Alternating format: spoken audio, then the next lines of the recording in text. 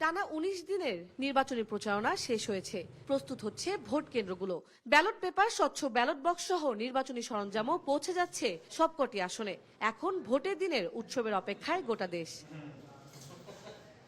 এই উৎসবে যোগ দিতে ঢাকা ছাড়ছেন ভোটাররা। নিজেদের নাগরিক ও সাংবিধানিক অধিকার প্রয়োগ করতে ভোট দেওয়ার জন্য নিজ নিজ এলাকায় ছুটছেন মানুষ। মঙ্গলবার সকাল থেকে সায়দাবাদ, যাত্রাবাড়ি, গাবতলী, মহাখালী বাস স্ট্যান্ড ঘুরে দেখা গেছে মানুষের উপচে পড়া ভিড়।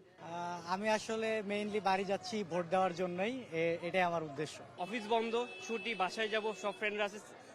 লাইক ঈদের আগে আরেকটা ঈদ মনে হইতেছে। হ্যাঁ, ভোট উপলক্ষে 11 ফেব্রুয়ারি সরকারি ছুটি।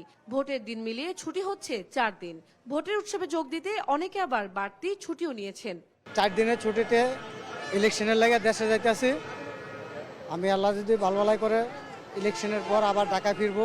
সেটা তো আসলে ভোটের জন্যই এত এক্সাইটেড হয়ে তো যাওয়ার জন্য, এটার জন্যই মিনিমাম আমরা যাচ্ছি।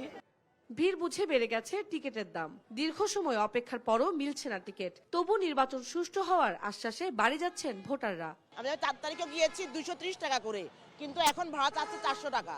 এটা তো আসলে আমাদের জন্য যাত্রীদের খুব জুলুম। আজকে ভাড়া মনে করেন 100 টাকার যেই বাস ভাড়াটা, তো এটা 400 টাকা টানে, 300 টাকা টানে।